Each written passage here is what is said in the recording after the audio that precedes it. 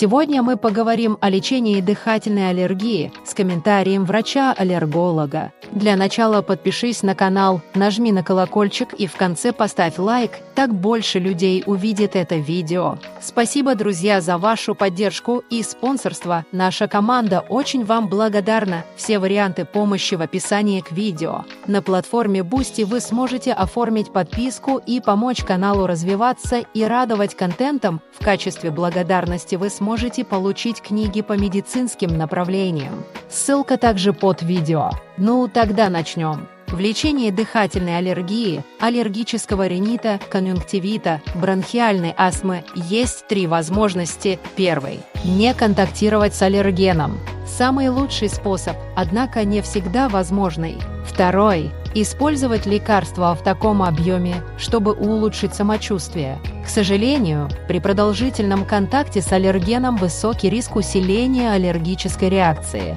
Количество необходимых лекарств тоже придется увеличивать. Третий – аллерген-специфическая иммунотерапия, АСИД, когда мы не облегчаем симптомы аллергии, а лечим ее. Обучаем иммунную систему не так бурно реагировать при контакте с аллергеном. Большое заблуждение, что АСИД – мера, которой мы пользуемся только в крайней необходимости. Важно от этого заблуждения избавляться, поскольку одной из уникальных возможностей данной терапии является снижение риска ухудшения заболевания. Как мы знаем, ухудшение – это про респираторную аллергию. Дыхательные пути одни, и при наличии воспаления в верхних дыхательных путях аллергический ринит – высок риск участия нижних дыхательных путей. Аллергический ринит – высокий риск развития бронхиальной астмы. Коротко о преимуществах терапии: снижение риска развития бронхиальной астмы, облегчение симптомов, уменьшение потребности в лекарствах.